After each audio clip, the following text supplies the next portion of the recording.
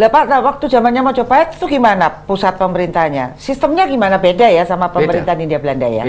Beda jauh. Ya. Oh beda ya, sistemnya ya. Ini pun juga kerajaan-kerajaan pada waktu itu ya. Ya, kalau saya pernah baca, jadi konsep pemerintahan ilmu tata negara Majapahit ini kan akhirnya diadopsi oleh Inggris dengan negara persemakmuran.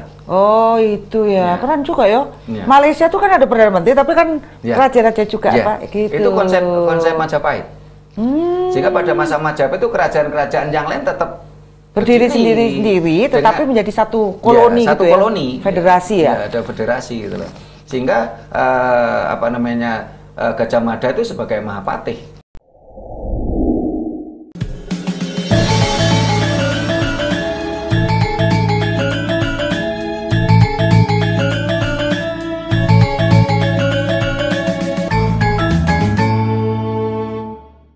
Baik pemirsa Rama TV, apa kabar? Saya Satna Dewi kembali menjumpai Anda tentunya dalam acara Sinau Jowo.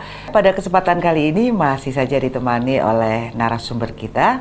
Beliau memang ahli di bidang ini, yaitu tentang ajaran-ajaran Jawa. Kita sapa dulu Bapak Sutrimo Rahayu, apa kabar? Rahayu, baik-baik, doa Ibu Sada dan pemirsa semua ini. Iya, Pak Sutrimo kelihatan seger nih, pakai putih gitu ya, keren. Agustus ini. Iya. Ini arahnya produser tadi. Oh gitu ya, pakai putih aja ya gitu. Iya, Mas Dadang ini pinter ini. Kalau gitu saya pakai merah deh gitu ya. Ya, ini senyampang dengan persiapan kita 17 Agustus nih Pak Sutrimo. Iya. Jadi ini usia negara kita ini sudah berapa ini?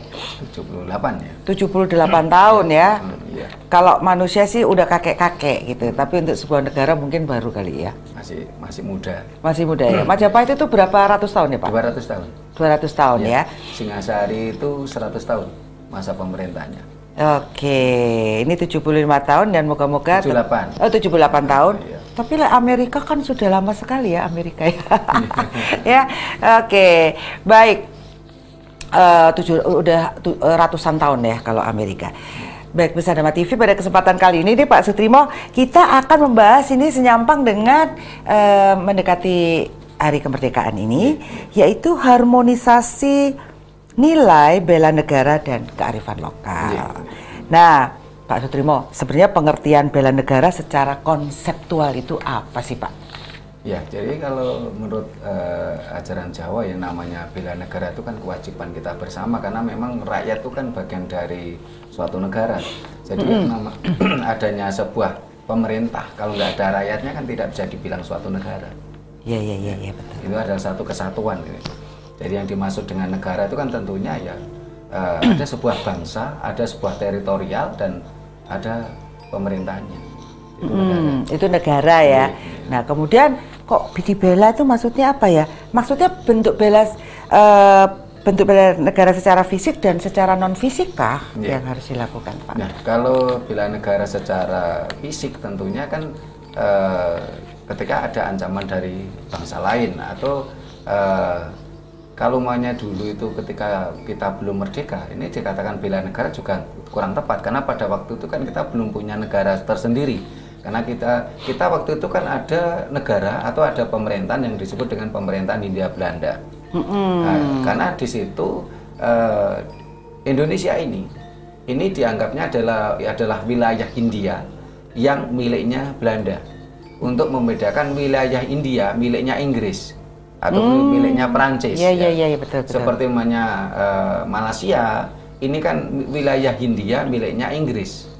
Dan India sendiri ini adalah merupakan wilayah India miliknya Inggris ya. Nah, Indonesia ini adalah miliknya Belanda. Di situ ada pemerintahan Hindia Belanda, sehingga pada waktu belum ada negara Kesatuan Republik Indonesia yang diproklamirkan oleh Bung Karno, ya tentunya putra-putra bangsa ya, putra-putra Pertiwi ini yang waktu itu melawan pemerintah yang sah, ya dianggapnya pemberontak. Iya, ya, benar. Sehingga waktu itu pemerintah Hindia Belanda menganggap kita ini ekstremis kan, pemberontak. Ya. Tapi kan negara kesatuan pada waktu itu belum terbentuk ya Pak?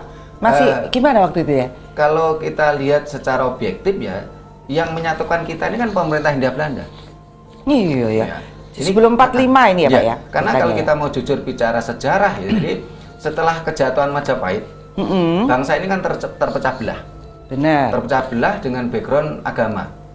Dan itu terjadi, bangsa kita mirip Timur Tengah waktu sekarang ini. Jadi satu wilayah yang wilayahnya nggak banyak, tapi terpecah belah menjadi negara-negara kecil berbackground agama. Ya awalnya dulu kan memang Satu kesatuan. enggak, yang terpecah-pecah dulu kerajaan-kerajaan kecil dulu sebelum disatukan juga sama Majapahit. Majapahit, ya. 200 tahun tuh.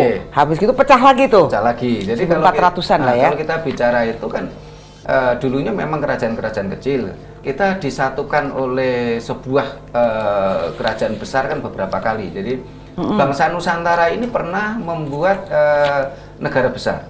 Yang pertama adalah Mataram Medang Kamulan. Mataram Medang Kamulan itu yang membangun Borobudur dan Prambanan ya. Kalau seandainya waktu itu bukan negara besar dengan segala kebesarannya, tentunya tidak akan mampu membangun Borobudur gitu loh. Betul. Kalau hanya negara kecil tentunya nggak mampu gitu loh untuk membangun sebuah candi besar, apalagi Candi Borobudur itu setelah ditelaah, diteliti para ahli kan di situ ada sebuah keilmuan yang luar biasa. Seni arsitek teknik. Jadi tidak hanya sekedar mohon maaf bangunan batu bata ditumpuk gitu loh. Benar. Ada sebuah teknologi yang luar biasa. Nah setelah itu selain Mataram Medang Kamulan juga bangsa kita pernah membentuk negara besar yang dibangun juga oleh trah dari Mataram Medang Kamulan, yaitu Wangsa Sanjaya. Itu membuat kerajaan besar yaitu Balaputra Dewa itu di Sriwijaya. Oke, peninggalannya apa ya Pak ya kalau di sana Pak ya? Kalau di Sriwijaya ini kan ada beberapa peninggalan ya, termasuk ada Candi Muara Takus, ada Candi Muara Jambi. Terus setelah Sriwijaya runtuh memang kan menjadi kerajaan kecil yang dilanjutkan oleh Dharmasraya. Tapi tidak ada yang sebesar Borobudur ya di sana ya Pak ya? Tidak ada. Tidak ada ya. Okay. Kemarin saya pernah ke Candi Muara Takus dan mohon doa restunya para pemirsa, nanti rencana bulan 10 kalau nggak bulan 11 kita mau ke Candi Muara Jambi di Muara Bungo. Nah kita akan terus telusuri itu. Naik apa Pak ke sana Pak? Ya paling pesawat, terus nanti teman-teman di sana minta dijemput gitu. Saya aja. bisa jadi bawa tasnya Pak Sutrimo gitu. Boleh. Yang bawa tasnya Kita keliling Nusantara kan sering, karena memang organisasi kita Rakyat Prasojo adalah lembaga pengkajian pelestarian dan pengembangan budaya Nusantara. Kita mengajak semua suku bangsa di Nusantara ini untuk berjuang bareng karena kita kesamaan nasib. Kesamaan nasib yang budaya kita sedang dijajah oleh budaya asing. Ya. Kita belum merdeka secara jiwa raga. Nah, saya lanjutkan tadi ketika ada setelah waktu itu ada peristiwa Mahapralaya, meletusnya Gunung Merapi. Oke. Akhirnya kan kerajaan Mataram Medang Kamulan kan di bawah Lempu Sindok. Ini ke timur. Timur ya. Menjadi kerajaan Kahuripan. Pertama menjadi kerajaan Medang Kamulan di bawah Sang Dharmawangsa. Nah setelah itu pada masa itu Dharmawangsa sedang pesta perkawinan putrinya dengan Airlangga, putra dari Raja Bali, Udayana. Ini diserang oleh Sriwijaya karena memang Wangsa Sanjaya dan Wangsa Sailendra ini kan sempat konflik ya, konflik keluarga waktu itu. Nah akhirnya kan kita sempat melemah kecil ya. Tetapi kalau kita lihat di sejarah ini Wangsa Isana itu kan wangsanya Empu Sindok ya. Jadi orang Jawa itu juga mengenal marga. Jadi tidak hanya cuman Batak saja yang mengenal marga. Ya, atau Manado itu juga marga ya. Iya. Jawa itu juga mengenal marga, tetapi di dalam istilah Jawa bukan marga tapi wangsa. Sehingga ada Wangsa Sanjaya, Wangsa Sailendra, Wangsa Isana, Wangsa Wijaya, ya. Wangsa Rajasa ya. Yang dari sini ya. Ken Arok ya. Itu kan Wangsa Rajasa. Ya. Setelah menjabat kan menjadi Wangsa Wijaya. Ya. Terus yang terakhir yang masih ada ini kan Wangsa Pakubuwono. Sama Hamengkubuwono kan bentuk wangsa juga ini. Gitu ya. Nah, setelah itu Wangsa Isana tercatat kan masa pemerintahnya 400 tahun. Walaupun tidak begitu besar. Setelah itu Wangsa Rajasa itu membangun kerajaan besar lagi sampai Asia Tenggara. Singhasari ini kan masa pemerintahnya kan 100 tahun. Nah setelah itu beralih ke, karena ada persetujuan dengan Jayakatwang dari Kediri, Daha. Nah, akhirnya kan beralih ke Majapahit, Ya. dan di situ ada Mangsa Wijaya. Keturunan dari Singosari juga ya. Majapahit ini ada beberapa versi. Ada yang mengatakan Majapahit menguasai 2/3 dunia. Ada sehingga waktu itu kan istri dari Raden Wijaya itu kan ada darah petak, itu bule. Ada darah cemengan dari Afrika. Darah cemengan itu kan hitam, cemeng itu hitam. Ada darah jingga ini kan namanya jingga itu kuning kemerah-merahan. Eropa dong? Cina. Cina ya? Iya. Sehingga kenapa uang kepeng pada masa Majapahit ini ada tulisannya Jawa, ada tulisannya Cina. Karena Pak, Jaya Negara itu putrinya siapa? Masa darah petak? Boleh dong kalau gitu agak. Jaya Negara ada beberapa versi juga, karena waktu itu ada yang mengatakan darahnya dari darah petak, tapi Raden Wijaya kan punya istri dari keturunan Kertanegara kan 2.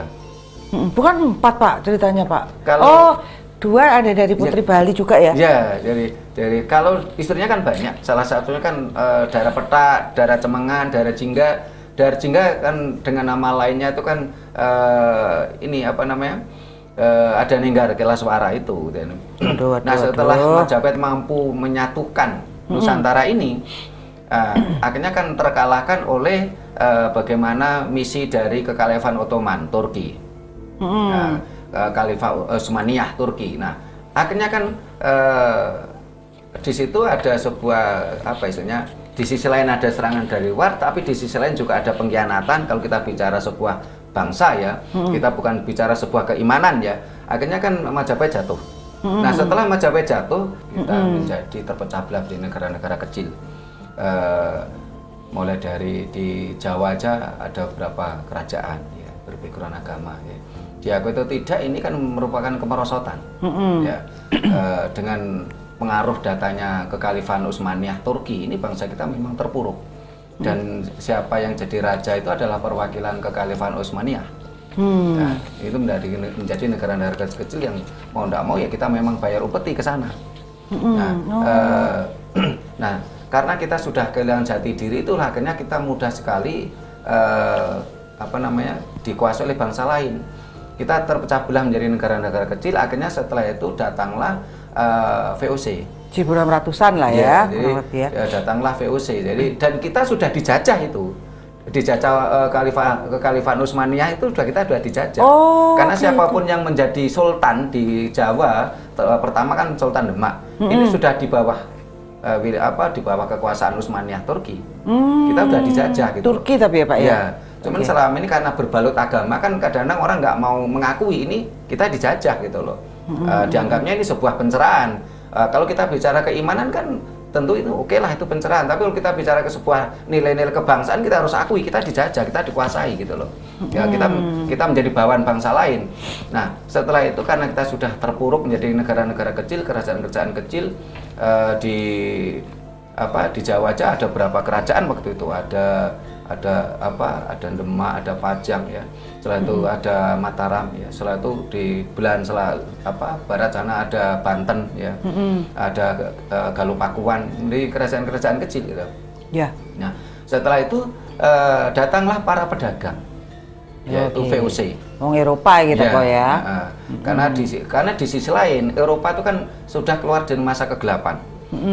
Eropa ketika di mabuk dogma ya, terutama dogma dari semua agama itu kan dari Timur Tengah ya, entah itu Islam, Kristen kan semua dari Timur Tengah. Ketika bangsa Eropa itu mabuk dogma, ini kan 800 tahun Eropa itu terpuruk.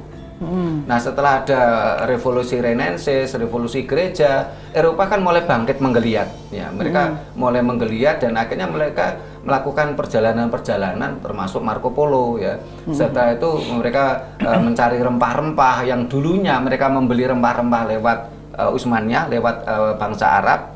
Bangsa Arab dapat dari kita. Akhirnya kan mereka ingin mencari sumber rempah-rempah tadi. Karena mereka butuh rempah-rempah, karena di Eropa itu kan dingin. Dia butuh sesuatu yang hangat ya. Lada. Nah, setelah itu akhirnya para pedagang tadi. Dan ingat, VOC ini bukan negara loh ya. Ini bangsa saat ini kan kita ini kan dicekoki mindset kita, kita dijajah Belanda 350 tahun, itu salah besar kok. Karena yang datang pertama bukan Belanda kok. Yang datang ke sini itu pedagang, VOC. VOC itu kan Foreign Exchange of Company, persekutuan dagang. VOC itu kan mohon maaf mirip kalau saat ini kan ada apa ya PT gitu ya. Mereka kan, nah VOC ini karena mereka persekutuan dagang, dia nggak punya tentara, dia hanya punya centeng, hanya punya security gitu loh. Seringkali kadangkala security-nya tuh ya mohon maaf ya pribumi ini. Nah setelah itu VOC tadi, pedagang tadi melakukan MOU, perjanjian dengan raja-raja kecil tadi karena kita udah tercerai-berai. Nah, setelah itu karena Perang Dunia Pertama, VOC ini kan bangkrut. Akhirnya yang menjajah kita pertama itu kan Prancis kalau nggak salah. Itu tahun 42 itu ya, Perang Dunia Pertama kalau nggak salah, Pak. 42 Perang Dunia Kedua. Oh iya ya, bukannya 45 yang Hiroshima di... Itu Perang Dunia Kedua. Perang Dunia Pertama itu masih 1800-an, 1818 kalau nggak salah. Oke. Nah, yang pertama menjajah kita Prancis, tapi nggak lama. Tetapi Prancis juga akhirnya... Prancis ini negaranya apa? Negaranya. Bukan perdagangan ya? Bukan setelah kayak ini, karena waktu itu Prancis, Inggris ini kan satu koloni, satu sekutu. Ya. Mereka melawan Jerman. Jerman dibantu oleh Turki. Nah, Turki waktu itu kan terkenal dengan istilah the sick man of Asia. Orang sakit dari Asia, karena Turki itu kan Asia kecil. Nah, setelah itu yang pertama menjajah Prancis akhirnya waktu itu melihat bangsa Jawa ini kan bangsa yang tekun bekerja ya. Akhirnya kan mereka membawa beberapa orang Jawa ke ini New Caledonia. Karena New Caledonia itu kan koloninya Prancis. Ya? Nah, setelah itu kan akhirnya dikuasakan pada Inggris. Yang terkenal adalah Jenderal Raffles, penemu Borobudur. Nah, setelah itu akan terjadi tukar guling. Wilayahnya enggak tahu dengan Irlandia atau mana, saya pernah baca tapi agak lupa ya. Itu akhirnya Irlandia menjadi miliknya Britania Raya atau Inggris ya. Setelah itu kita Nusantara, bangsa kita ini diambil alih oleh Belanda. Nah, Belanda sendiri ini kan sebenarnya ada dua koloni sebenarnya. Yang satu adalah Holland, yang satu adalah Nederland. Satu wilayah pegunungan, satu wilayah pantai, dan wilayahnya sangat kecil sebenarnya. Belanda ini kan. Benar. Kenapa Belanda mampu menguasai kita? Karena itu tadi diserahkan yang awalnya yang menjajah kita kan Inggris. Inggris kan kekuatan angkatan perangnya kan besar. Kalau Belanda malah kecil. Belanda ini kan istilahnya nemu penak gitu. Karena ada penyerahan kekuasaan dari Inggris waktu itu. Nah, disitulah baru dibentuk namanya pemerintahan Hindia Belanda. Pemerintahan di sini ya? Ya, ini sudah mulai pemerintahan. Inilah termasuk bangsa kita ini membentuk pemerintahan dan menjadi negara Hindia Belanda dengan pemerintahnya Hindia Belanda. Diakui itu tidak, kita perlu juga bersyukur, berterima kasih kepada pemerintahan Hindia Belanda. Kalau seandainya waktu itu tidak dibentuk pemerintahan Hindia Belanda, kita ini, mohon maaf, barangkali ke Cirebon aja kita harus pakai paspor. Kerajaan-kerajaan tetap ya? Iya. Lah Pak, waktu zamannya Majapahit itu gimana pusat pemerintahnya? Sistemnya gimana, beda ya sama pemerintahan Hindia Belanda ya? Beda jauh. Ya. Oh beda ya, sistemnya ya? Ini pun juga kerajaan-kerajaan pada waktu itu ya? Ya, kalau saya pernah baca, jadi konsep pemerintahan ilmu tata negara Majapahit ini kan akhirnya diadopsi oleh Inggris dengan negara Persemakmuran. Oh itu ya, keren juga ya. Malaysia tuh kan ada Perdana Menteri, tapi kan raja-raja juga Pak. Gitu. Itu konsep Majapahit. Sehingga pada masa Majapahit itu kerajaan-kerajaan yang lain tetap berdiri sendiri, tetapi menjadi satu koloni, satu gitu koloni, ya? Federasi ya? Ada federasi gitu loh. Sehingga Gajah Mada itu sebagai Mahapatih.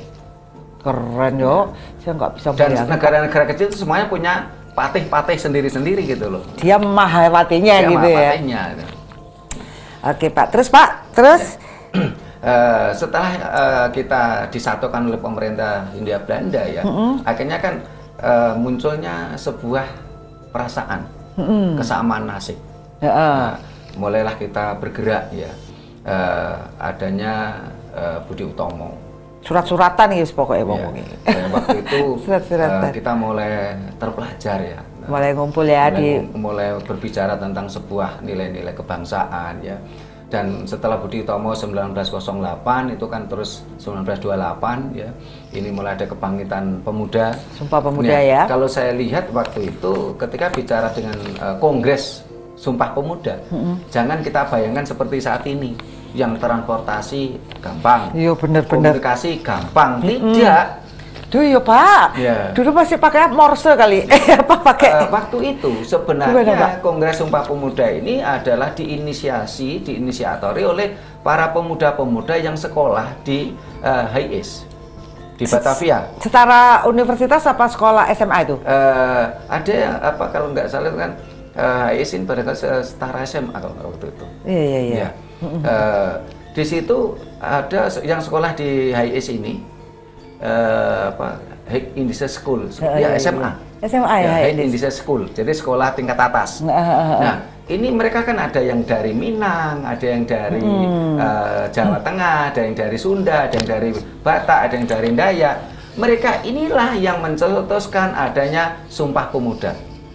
Jadi jangan kita gambarkan namanya Kongres Sumpah Pemuda itu seperti saat ini yang transportasi mudah, gampang. ada kapal laut, ada gedung, ada pesawat terbang ya. Terus komunikasi pakai HP, ya.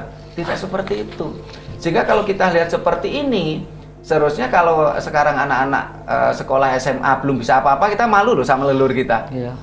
HIS itu setara anak SMA loh, mereka memikirkan mampu, gitu ya, memikirkan bangsa ini. Dan waktu itu yang paling banyak tentunya adalah orang-orang keturunan Jawa, keturunan suku Jawa.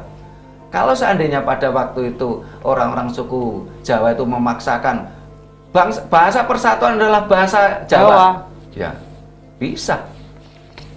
Kalau di namanya kita kan satu bahasa ya, untuk satu kesatuan ya. Dan yang kalau saya cermati bahasa ini yang diambil adalah bahasa Melayu. Tapi ya beda Melayu ya, tapi akhirnya Pak ya. Pun bahasa Melayu yang diambil, suku Melayu kan juga banyak sub-suku ya. Benar. Banjar itu juga Melayu, Minang juga Melayu. Ya. Batak itu awalnya juga Melayu sebelum berdiri sendiri. Kalau saya lihat beberapa bahasa yang mirip-mirip ya. Minang Melayu, terus Indragiri Melayu ya. Nah, Melayu ada beberapa sub-suku. Tapi kalau saya lihat yang diambil ini kan nampaknya sub-suku dari bahasa Melayu yang terkecil malahan. Iya Pak. Iya, ini sebuah konsep kebangsawanan tersendiri. Jadi yang kecil itu diangkat. Oke. Ya, yang besar itu melindungi. Iya, jangan mau cobain mes aja nih. Itu luar biasa ini konsep ini. Sehingga kalau waktu itu orang-orang suku Jawa ya, tokoh-tokoh suku Jawa itu arogan gitu. Satu bahasa Jawa. Bisa. Waktu itu kan yang banyak ngumpul di HIS kan juga orang Jawa. Terus namanya satu bangsa Jawa gitu loh. Bisa gitu loh. Tapi inilah yang harus kita toledani dari leluhur kita. Leluhur kita ya, luar biasa ya. Waktu itu anak SMA sudah begitu hebatnya. Keren. Pak, ini kayaknya pertanyaannya banyak nih, tapi masih bahas ini nih tentang apakah itu bela negara secara fisik dan non fisik. Oke, ini tadi sudah sejarah nih Pak ya. Bagaimana kemudian akhirnya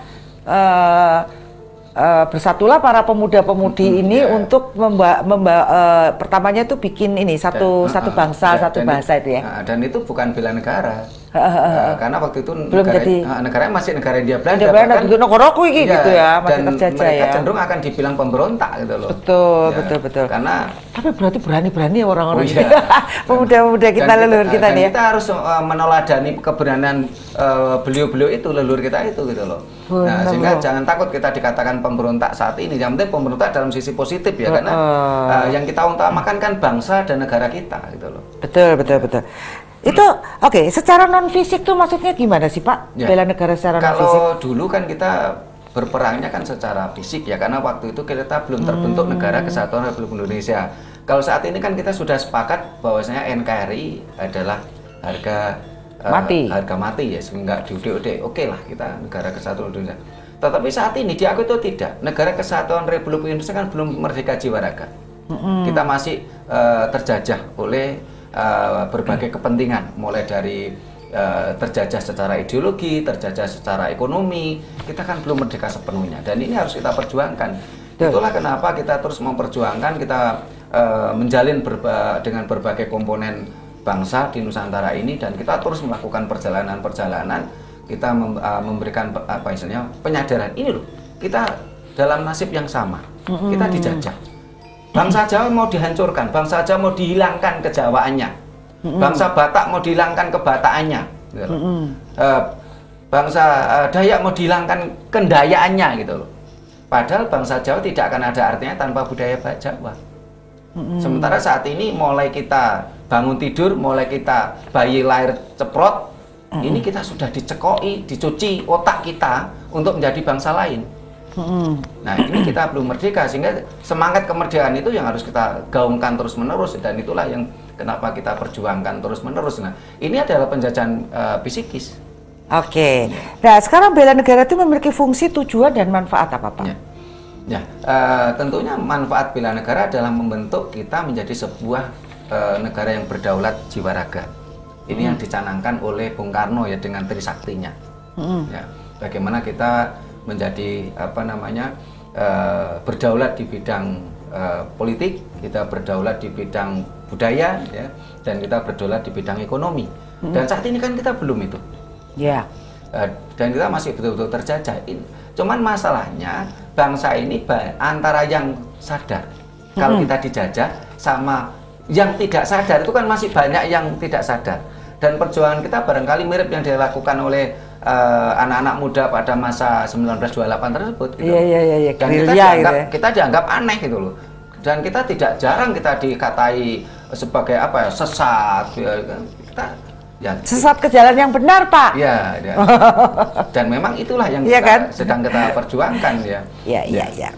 Nah, sebenarnya bagaimana sih bentuk bela negara di lingkungan masyarakat Pak, di negara dan dalam kehidupan sehari-hari secara pribadi dan individu buat kita nih gitu Pak? Ya paling tidak kita minimal keluarga kita, anak istri kita, ya kita orang Jawa ya kita harus kuat dengan jati diri Jawa. Ya itu jati diri ya. Jangan sampai kita ciri khas kita ya. Tadi saya katakan bangsa Jawa tidak akan ada artinya tanpa budaya Jawa. Loh kita katanya ngaku Jawa. Lah kok yang kita lakukan seperti orang Arab. Toh kita mau ngaku orang Arab juga kita bukan orang Arab kok. Ini fakta loh. Ya minimal itulah yang kita lakukan secara individu di keluarga kita gitu. Terus begitu juga ke masyarakat. Saat ini juga sementara ini kan mau 17 Agustus biasanya kan malam renungan itu. Betul. Nah, kita harapkan kita mampu mewarnai di daerah kita masing-masing bahwasanya 17 Agustus renungan kemerdekaan.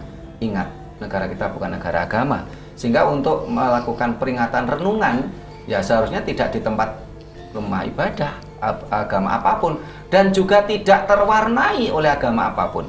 Sebenarnya nasionalisme ya, nasionalisme yang harus kita utamakan yang dominan ya. Ya karena saat ini kan rasa-rasa nasionalisme kan tergerogoti oleh ideologi asing, terutama yang berbalut agama, sehingga padahal orang yang agamis cenderung nasionalismenya turun.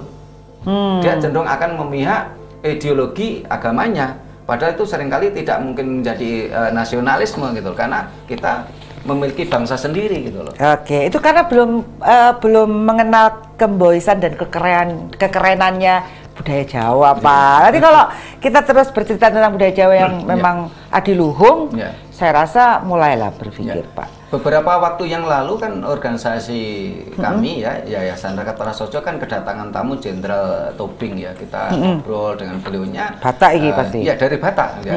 Beliau juga mengalami keprihatinan yang sama karena banyak orang Batak yang sudah hilang Bataknya gitu loh.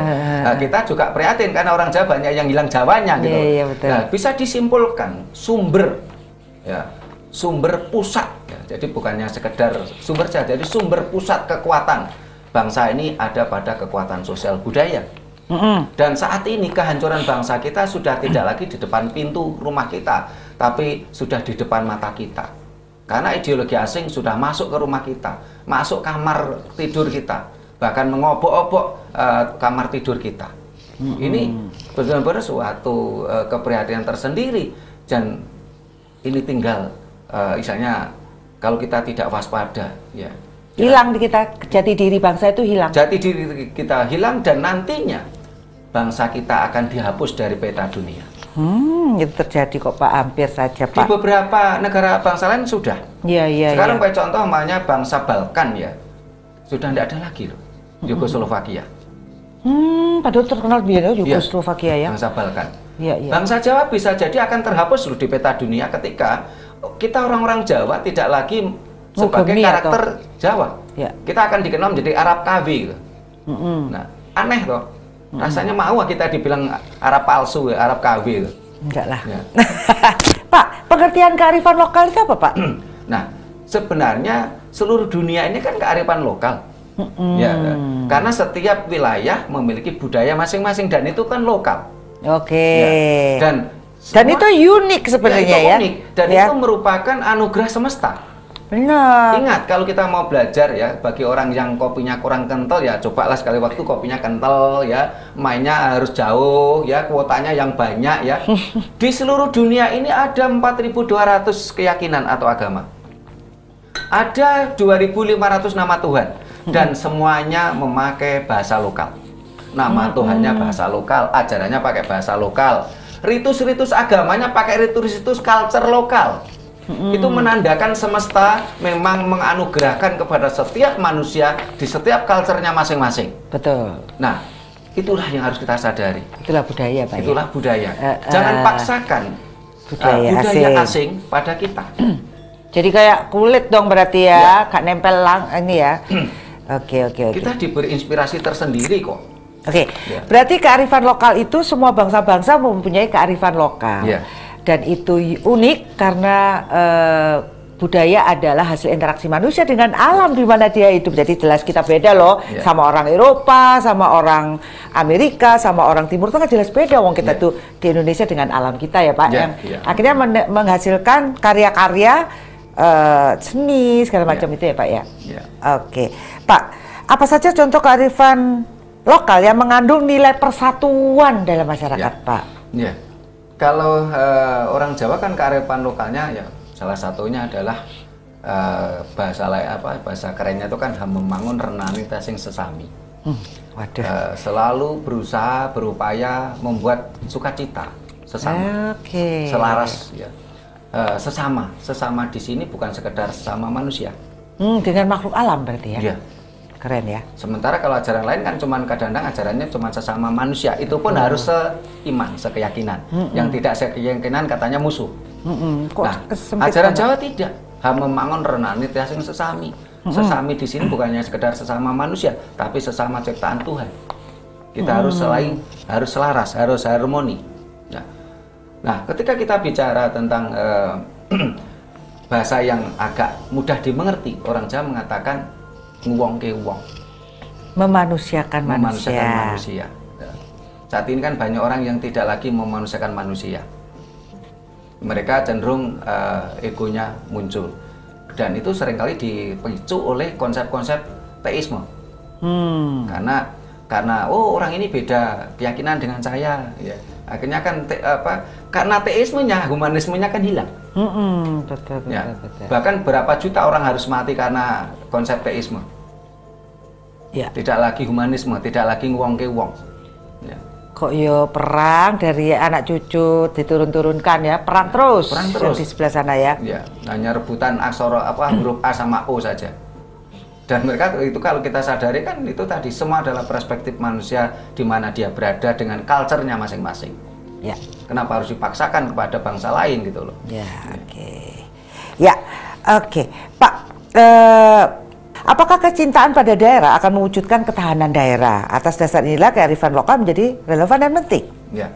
Ya tentunya kalau kita semua cinta dengan daerah kita masing-masing, tetapi bukan kecintaan buta ya, tentunya akan menjadikan sebuah satu kesatuan, karena kita sudah sepakat bahwa kita adalah negara kesatuan. Negara kesatuan itu kan berarti negara sesuatu yang tunggal ya, bukan sekedar satu suku bangsa saja.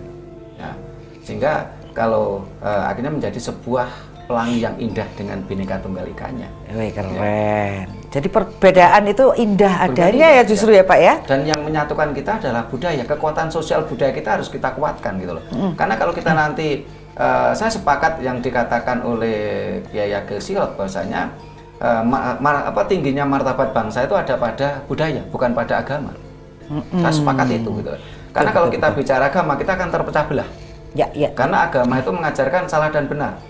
Pak, bukankah Pancasila itu juga digali dari budayanya bangsa kita? Oh iya, betul. Iya kan, Pak? Jadi dalam pidatonya Bung Karno di depan BPUPKI dikatakan bahwa Pancasila digali dari nilai-nilai luhur Bangsa ini, bangsa karakter Nusantara bangsa ini. kita ya. Sehingga pertama awalnya diberi Pancadharma, bukan Pancasila gitu loh. Ya dari Buddhisme bukan itu bahasanya, atau kok Indo Buddha ya? Dari Dharma ya, dari Jawa. Jadi dari nilai-nilai Gomo Buddhi, dari nilai-nilai Siwa Buddha ya. Jadi akhirnya menjadikan Pancadharma. Nah, kalau akhirnya ada beberapa tokoh agamis yang ngeklaim, oh ini diambil dari ajaran kami, lah silakan aja. Tapi dari pengakuan si penggali sendiri, ini mengatakan Bung Karno, Pancasila digali dari nilai-nilai luhur budaya Nusantara, bukan diambil dari nilai-nilai agama manapun, karena agama-agama semua adalah agama tamu di Indonesia ini. Oke, Pak, definisi harmonisasi secara umum dapat diartikan bagaimana, Pak? Ya, harmonisasi tentunya adalah sebuah keselarasan kan. Bagaimana bangsa ini harus selaras satu dengan yang lain ya. Supaya kita bisa menyatu. Contoh saja yang diakui atau tidak ada semacam gap antara suku Minang dengan suku Batak. Yang itu yang Kalimantan sama Madura. Ya, kemarin kan gitu-gitu juga yang terbaru ya. Antara Dayak sama Madura. Oh, ya. Dayak Madura. Saya ambil contohnya tadi adalah suku Minang dan suku Batak, karena pada waktu itu ketika terjadi Tuanku Rau atau Tuanku Imam Bonjol yang begitu membenci budaya lokal, dia membunuh banyak orang-orang penggiat adat tradisi. Imam Bonjol? Iya. Imam Bonjol itu dari Minang. Oke. Dan Imam Bonjol itu adalah gerakan Wahabi pertama di Indonesia, di Nusantara. Waktu itu belum ada kata Indonesia ya. Dia membunuh banyak penggiat-penggiat budaya lokal waktu itu. Dan yang paling banyak dibunuh itu kan orang suku Batak. Sehingga ada sejarawan mengatakan ini genosid suku Batak. Ya. Tetapi kalau kita akhirnya kan oleh Senogogronya kan ini diolah untuk menjadi permusuhan antara suku Batak dengan suku Minang. Mengadu dombaan ya, DVD et Impera itu ya. Ketika saya sebagai dari kacamata saya sebagai orang penggiat budaya, saya lihat ini bukan sekedar genosid suku Batak oleh Tuanku Rau atau Tuanku Imam Bonjol, tetapi banyak juga dari kaum suku Minang, yaitu kaum Ninik Mamak juga dibunuh. Nah, karena kaum Ninik Mamak ini kuat dengan budaya lokal Minangnya yang merupakan budaya matrilineal.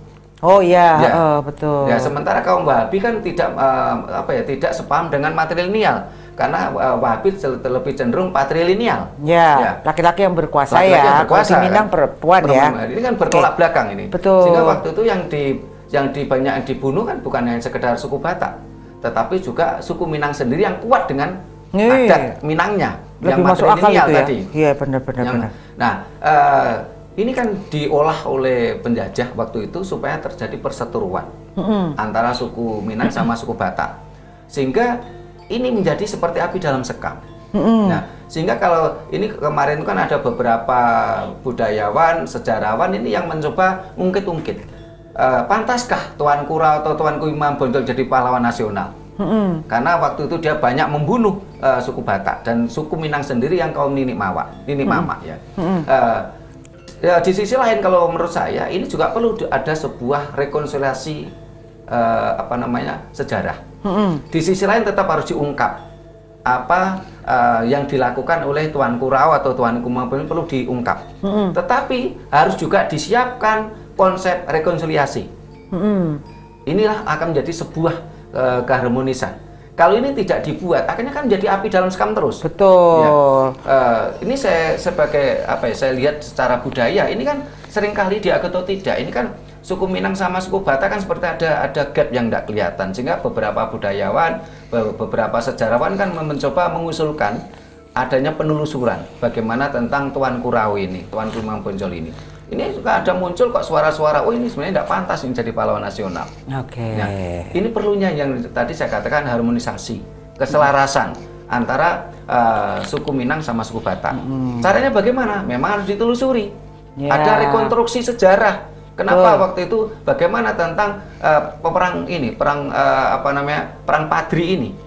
Nah, setelah ada rekonstruksi sejarah, akhirnya diketahui siapa salah siapa benar, tetapi harus disiapkan juga rekonsiliasi untuk keselarasan. Bagaimana juga kita sudah sepakat di bawah panji-panji Negara Kesatuan Republik Indonesia. Begitu juga dengan keselarasan umpamanya suku Madura dengan suku Dayak. So Sunda sama kita ya Pak ya? Dengan Jawa, karena ini ulahnya Sono Kugronya.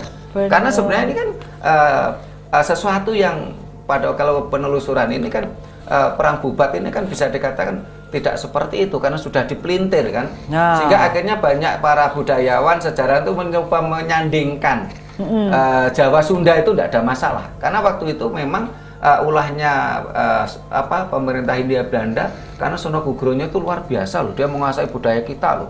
Bahkan Sono Kugronya itu belajar agama juga kan? Belajar agama, dia mampu mengobok-obok Aceh loh waktu itu ya. Benar. Dan juga Jawa dibenturkan dengan Bali.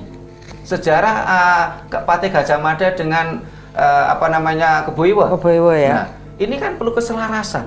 Betul. Ada rekonstruksi sejarah dan kita juga harus disiapkan rekonsiliasi. Karena kekuatan bangsa ini pada kekuatan sosial budaya.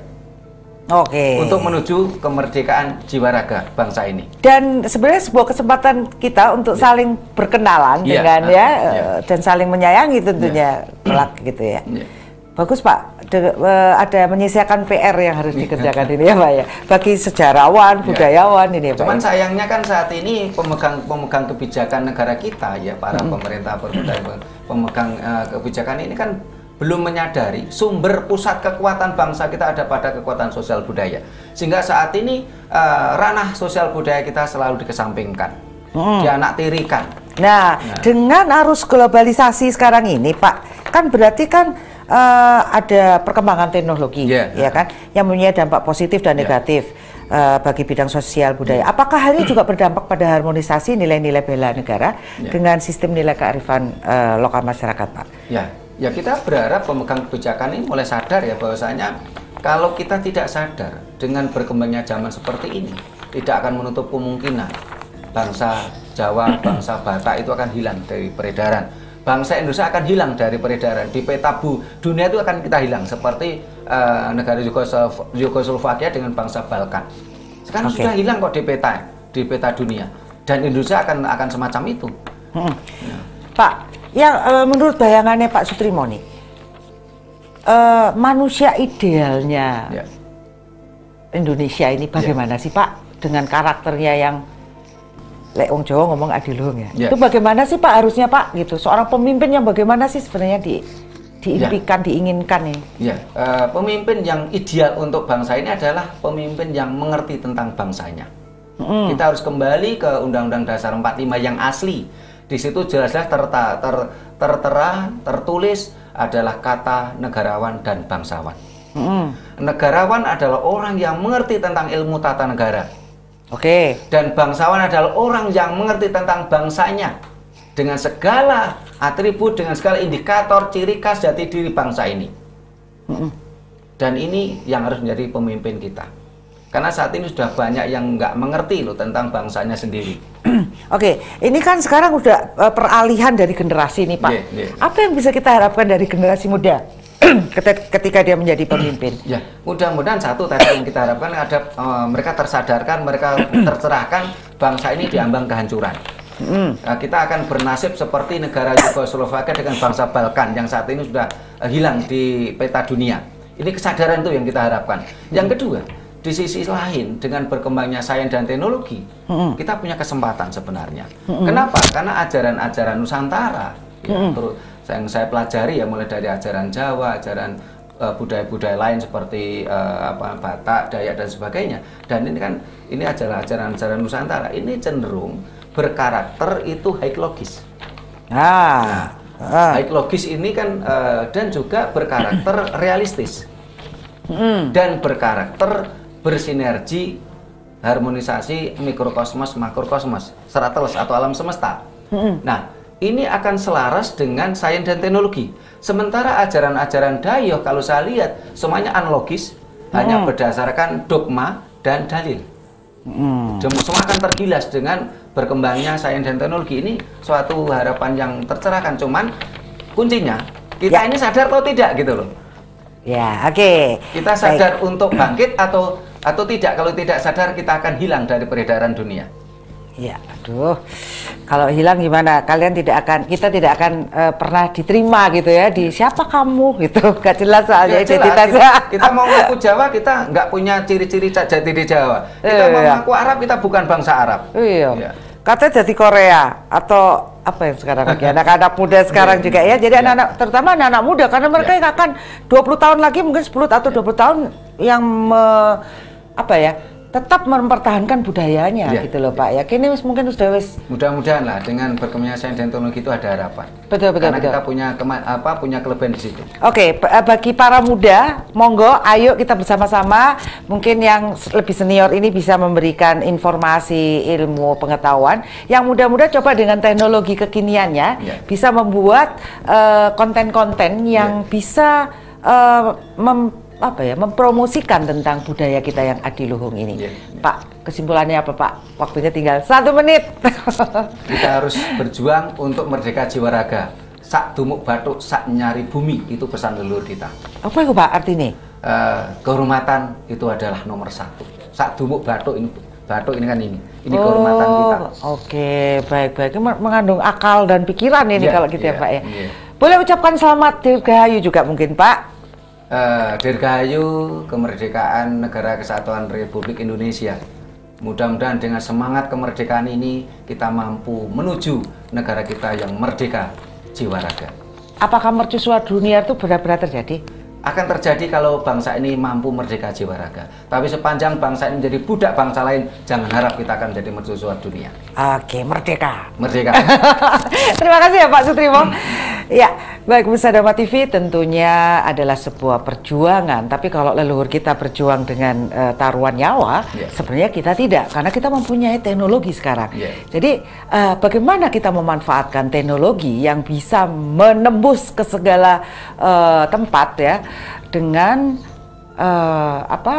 menginformasikan tentang sebuah budaya yang menurut saya keren dan luar biasa. Dan kalau kita tahu tentang Pancasila, itu benar-benar digali dari watak karakter luhurnya bangsa ini, dan patut untuk kita pelajari secara sederhana saja, dan itu jangan sampai ditinggalkan ya Pak. Kayak musyawarah mufakat untuk keadilan sosial yang kayak gitu, jadi gak menangi dewe seperti itu.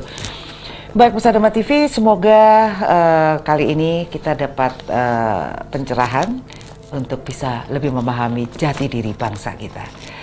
Selamat Dirgahayu untuk Negara Kesatuan Republik Indonesia yang ke-78. Semoga anak-anak bangsa bersatu padu untuk membesarkan bangsa yang memang luar biasa ini. Baik, terima kasih. Saya Satna Dewi beserta kru Dharma TV mengucapkan banyak terima kasih dan mohon maaf jika ada salah kata. Rahayu. Rahayu. Salam budaya adiluhung.